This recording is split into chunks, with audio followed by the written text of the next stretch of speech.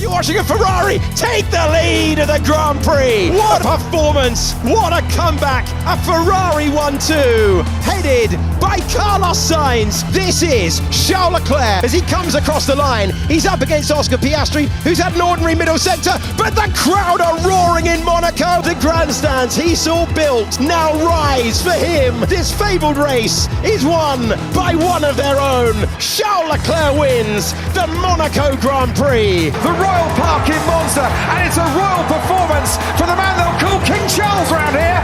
Charles Leclerc wins the Italian Grand Prix, and Ferrari have triumphed on their home tarmac. Down the inside though goes Max Verstappen, through goes the Ferrari, it's Charles Leclerc. Another masterclass from Ferrari's favourite son. Charles Leclerc wins the US Grand Prix. Carlos Sainz comes out of the final corner for the final time. Carlos Sainz wins Formula One World Championship battle for constructors that looks like it's going to be fought to Abu Dhabi. And the season finale is underway. It's Yuki Tsunoda on a crash at turn one. Charles Leclerc has gone from 19th on the grid to 6th position in the Grand Prix. To turn 6, DRS, nothing Gasly can do on those older tires. But this is the moment that McLaren dreamed of. McLaren are world champions of 2024.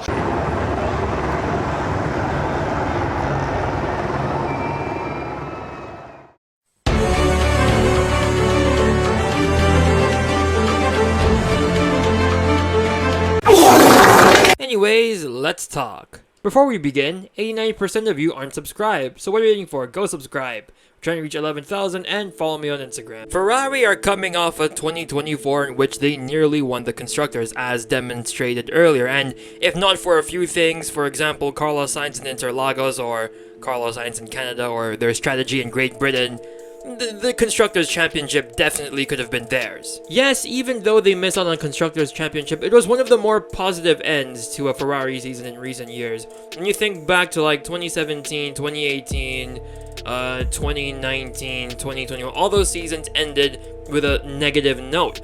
But 2024 seemed like a breath of new life for Ferrari, where they actually ended the season pretty positively. I think that's the first time we've had something like that since 2015. And another reason why the end of last season was very positive, because they actually had an upward development trajectory rather than in previous years when their trajectory and development would just peak at one point and then absolutely go downhill from that peak. Like, remember 2018? Or a better example would be the end of 2022 when they absolutely peaked before the summer break, but after the summer break, they fell back to Mercedes at one point. Yes, they did have a development failure after the Spanish Grand Prix, but once they got that fixed, their development just kept going up and up and up towards the end of the year. In some tracks, I believe they probably had the fastest car. I genuinely think Ferrari were the fastest at Baku, but shout out to Oscar Piastri's undercut. So any sane technical director would build off of their performance from 2024 instead of completely jump to a new concept, because they finally found a concept that worked, and it's the final year of a regulation cycle. So you don't want to take any risks to potentially have a disaster season. Just look at Red Bull. Their concept is relatively the same, even though 2024 was a disaster. McLaren pretty much kept the same concept as 2024.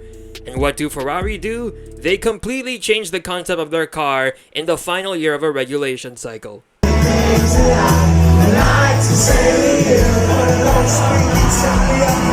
Now from 2023 to 2024, they also switched up their concept, but you had time to develop off of that. This is the final year of a regulation cycle. It's one and done. What's the point of switching up the concept of the entire car? None of their learning from this year will translate into next season with the removal of Venturi tunnels. Ground effect next year is going to be a lot less prominent than it has been for the past few seasons. So why?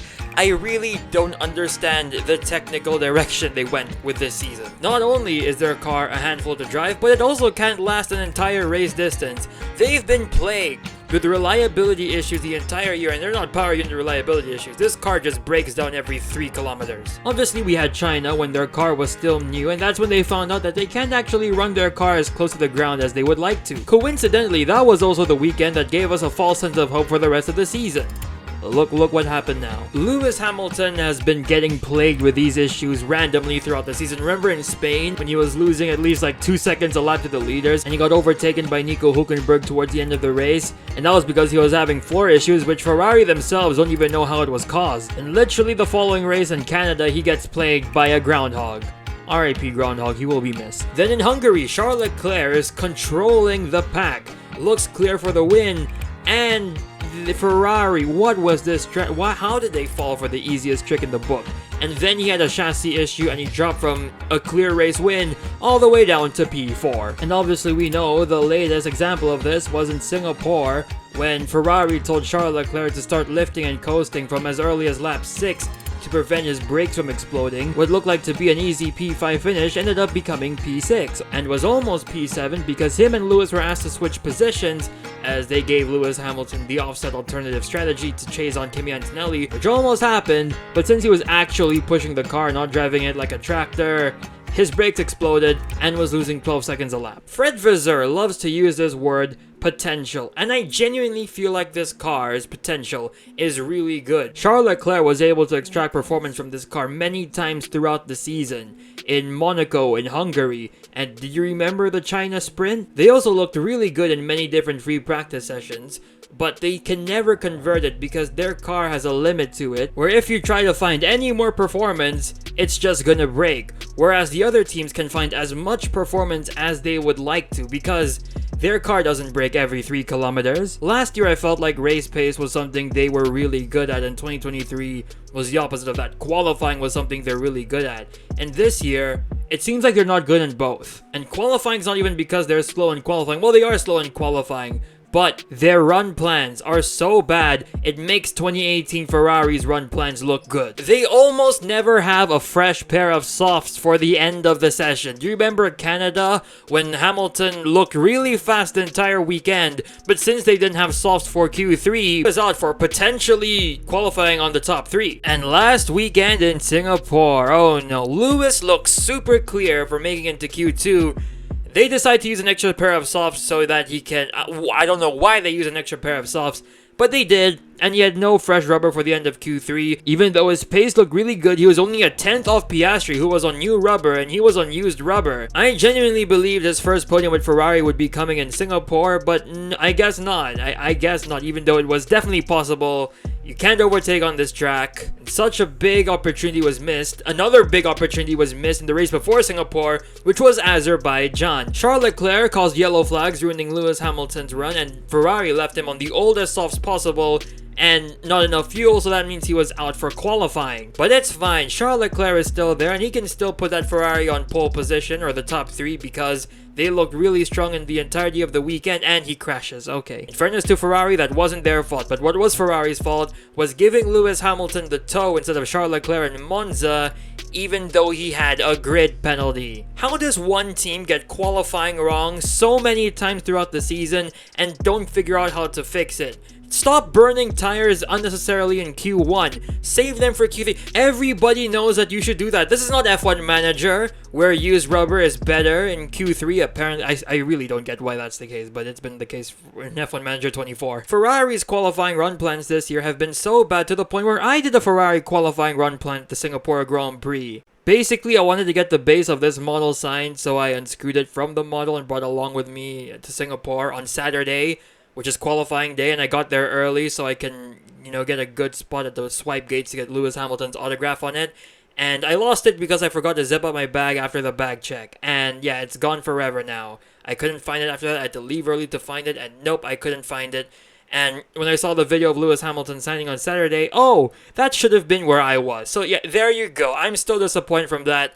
Someone invited me to the paddock in one of the remaining races. I can only go to Las Vegas. That's like the only remaining race I have a visa for. But I know damn well after this video, Ferrari won't be inviting me anytime soon. Although if they do, I want to talk to Lewis Hamilton about Prince, because he mentioned Prince's favorite artist before, and I think Prince is the greatest of all time. So yeah. It's also like my 9th Singapore Grand Prix. I'm dying to go to another venue. Now after the Singapore Grand Prix, it was announced that Fred Vasseur had an argument with one of the higher-ups at Ferrari, because Charles Leclerc is unhappy with the car.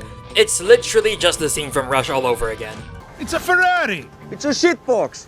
It understeers like crazy and the weight distribution is a disaster. This is why we can't have anything nice. When Lewis Hamilton was first announced to join Ferrari, everybody collectively agreed it's something Ferrari needed. Yes, the Carlos Sainz-Charles Leclerc partnership, they were probably the best driver lineup on the grid, but you add the championship experience that Lewis Hamilton has, and it elevates a team to championship levels. But if the higher-ups at Ferrari just want to have Lewis Hamilton for the sake of having Lewis Hamilton and not actually changing their culture to fit a championship mentality that's more suited for the modern day, what was the point of forking out $100 million to sign him then? I know it's a long process, and I know that Lewis is definitely working hard in the background. He's just not really open about it, and he's one of the more secretive drivers on the grid, believe it or not. Yes, he has a really big social media following, but he is really secretive. But it seems like everyone, apart from John Elkann and the higher-ups at Ferrari, want change, which is why I won't be surprised if Charles Leclerc wants out. Over the course of the Singapore Grand Prix weekend, it was announced that Charles Leclerc's team spoke with Aston Martin